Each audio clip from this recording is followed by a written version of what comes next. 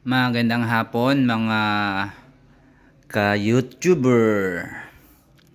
So nandito tayo ngayon sa isang bahay ng politician.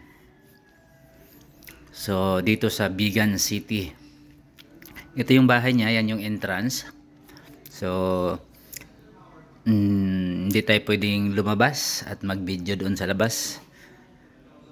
Kasi maraming tao, nakakahiya. So ito yung ginawa namin dito. So kung pagpasok mo, ganyan. Yan yung bubungad. So ito siya, lanay. O, parang art gallery na rin. Ito yung ginawa namin. Itong mga kurtina.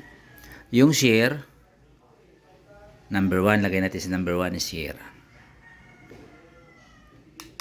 Ayan, number 1. Tapos, sasarado natin. Pindutin natin to. Ayun. So, nagsarado ng share. So, ilagay natin sa 2. Yung blackout. Sarado natin. Okay, ayan na. Okay. So, pag open, pindutin natin sa baba. Open. Ayan. Ganon din sa share. Balik natin sa number 1. Ayan, number 1. Kita ba? Tapos, open natin. Yun. Kung gusto mong pagsabay-sabayan sila, share at saka yung blackout, itong SA, gawin natin 00. Yan, 00 na siya. 'Di ba? 00 na siya. Tapos pindutin natin itong close.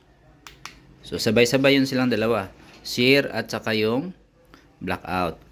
Pag open naman, ito din sa baba. Pindutin natin. So sabay din silang magbubukas. Okay. So yan yung dito sa may lanay.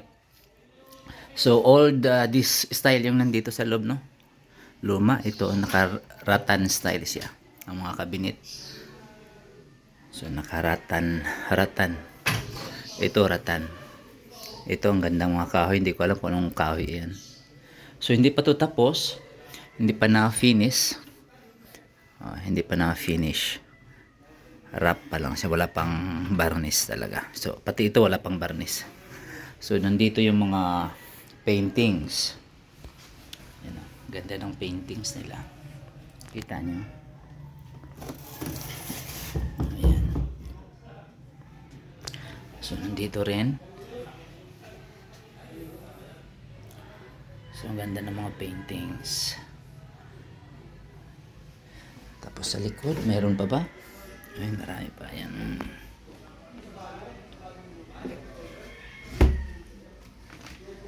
Ayan. So dito tayo sa kabila. Ito namang nasa kabila. Yan siya. May maliliit.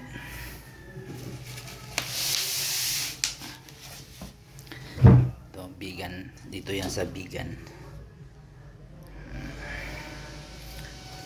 So ito naman, hindi ko alam kung anong klaseng painting yan. Parang magulo. Tapos ito namang nakakabit. Maganda. Ayun. So ngayon, pasok tayo sa loob. So ang kinabitan rin namin to dito para siyang kitchen din. So, ganda ng interior.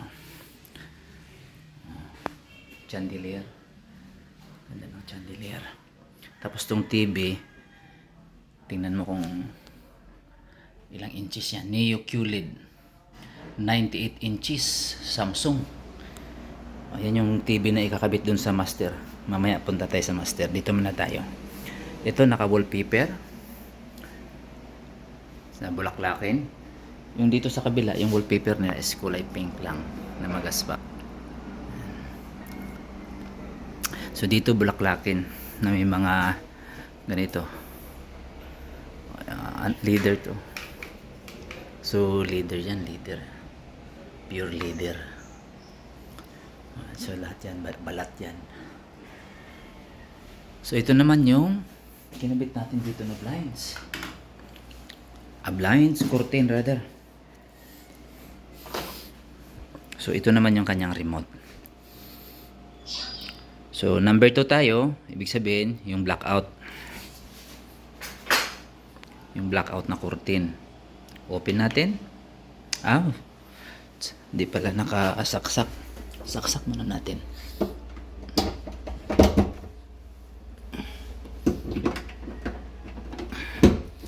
So, temporary lang yan. Kasi hindi pa to tapos. Saksak muna natin sa outlet.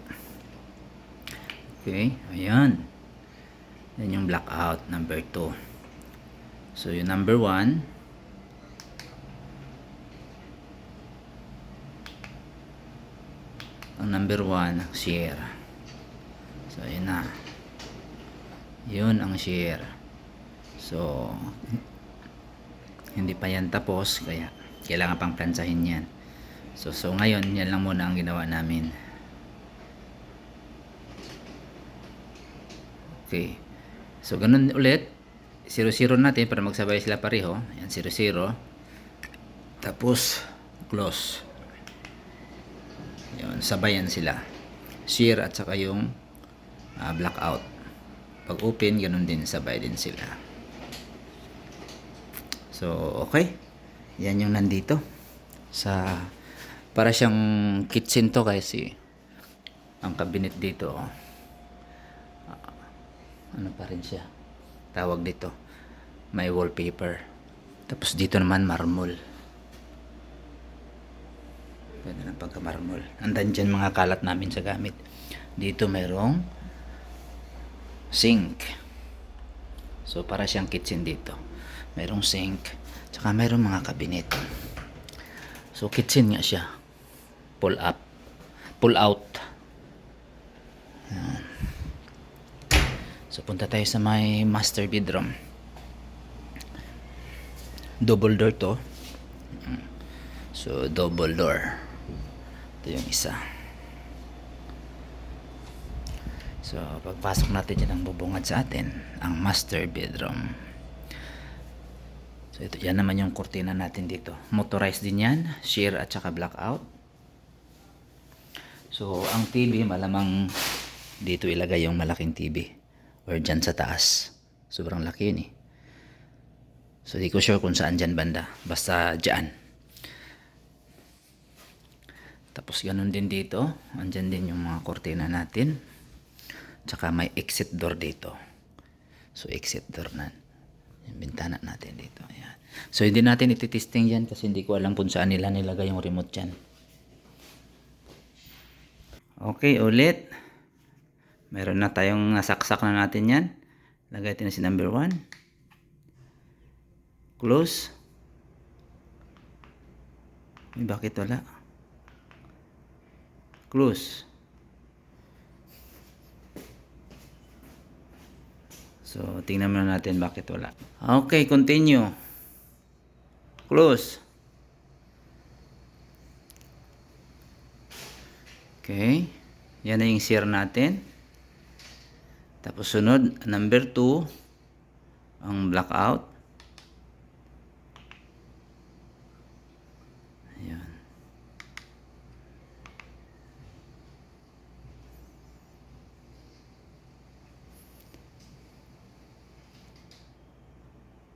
So kung gusto natin na pagsabayin niya ang dalawa, lagay natin sa 0. Tapos open. So sabay na yung shear at saka yung blackout. So medyo mabigat yung blackout natin kaya nahuli siya ng konti doon sa shear. So sabay din silang close. Okay. So okay na tayo dyan. Lipat tayo dun sa kabila. Okay, continue tayo dito. 3 and 4, lagay natin sa 3. 2, 3. Yung 3 ay shear. Ayun na. Tapos lagay natin sa number 4. Kita pa ba? Ayun. Lagay natin sa 4.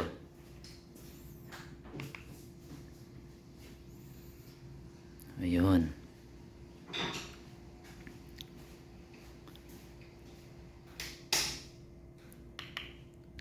Ligpit natin ang number 4. Tapos lagay ulit sa number 3, ligpit natin. Ayan. So, yung nandito sa kanan, wala pang power. Pag may power na yan, pwede dito silang sabay-sabay. Sabay-sabay silang bukas, sabay-sabay sarang-sara. Basta ilagay mo lang siya sa 0. 0, tapos close. Ayan. Close. Sabay-sabay sila. Yung shear at saka ang blackout. Ngayon, pag i-open mo, kung may power yun doon, pag i-open mo siyang ganun, so sabay sa ito gaganon, yun din naman, gagalaw din yun, gaganon din. Mag-o-open. Kaso wala pang power yun. So ito pa lang pinower natin. Okay? So gumana pareho. Gumana na to. Okay na to. I-close na natin yan. Tapos pabunot natin yung power doon para maligpit na ang extension. Okay? Punta tayo sa may CR. Punta tayo sa kanilang tawag nito. Dilim. Locker room ba tawag nito dito? Hindi.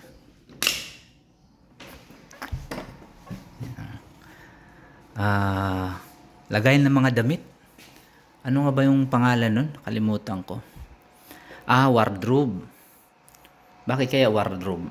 Nag-aaway ba dito? May war ba? Pag gano'n yan, paikot pa gano'n. Ayun. So, ganyan siya. Ikot ulit tayo. Oops. May chandelier dyan na maganda.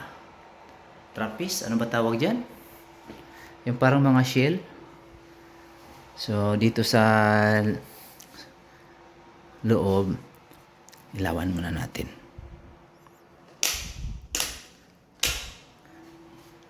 O, yan. May malaking salamin dyan. Tapos may salamin ulit dito sa kabila. Kabilaan yan. May mga drawer. 6 drawer. So, may fingerprint din. Yan o. Parang may fingerprint scanner para mabuksan. Tapos dito, 4 lang. Okay. Tapos, napansin niyo ba to? Yan. Oh. Diba? See-through, may ilaw sa loob. Kulay pink. Ganon din dito sa kabila. Kulay pink. Marmol to siya. So, ang chandelier sa taas, ganda. Punta na tayo dito sa kabila. Dito kanina, muntik na akong madisgrasya. Kasi ano pa to? Pababa. So, gumanon yung pa ako kanina. Buti na lang, naagapan ko. Hindi natuluyan. Siguro kung natuluyan, di ako makalakad ngayon. So, yan. So, dito, ganun din. Ganda ng kisame, oh. Tapos yung nasa gilid, kita mo yung cetro na marmol. Para sang jade, may ilaw sa gitna. Yung marmol na yan, yan din nakalagay dun sa palibot na gilid, no? Hanggang dun sa shower.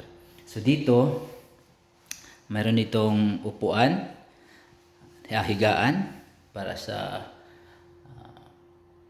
mga ano siguro, pakulay sa buhok o ano bang gagawin sa ulo mo, hihiga ka dyan.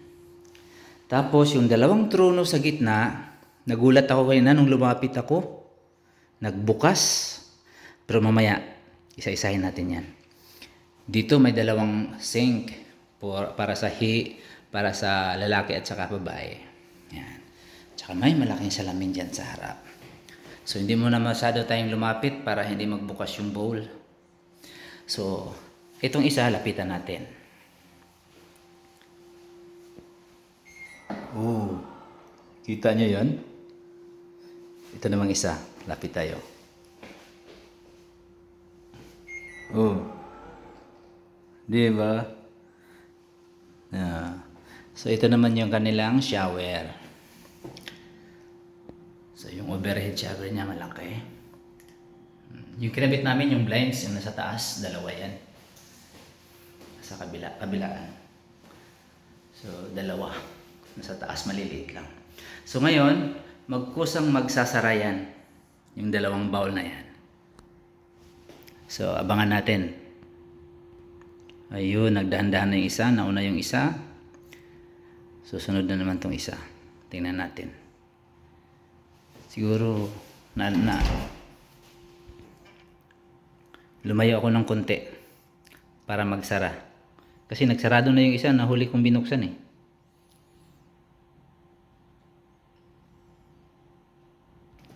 Ayun.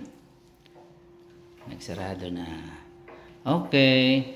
So mula dito, exit ulit tayo dito sa kabilang pinto. Pag exit mo dito, andyan na yung master bedroom. Balik sa master bedroom. So okay, tapos na tayo dito. Alam nyo kung kaninong bahay to?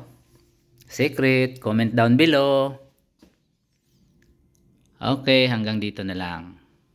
Bye-bye.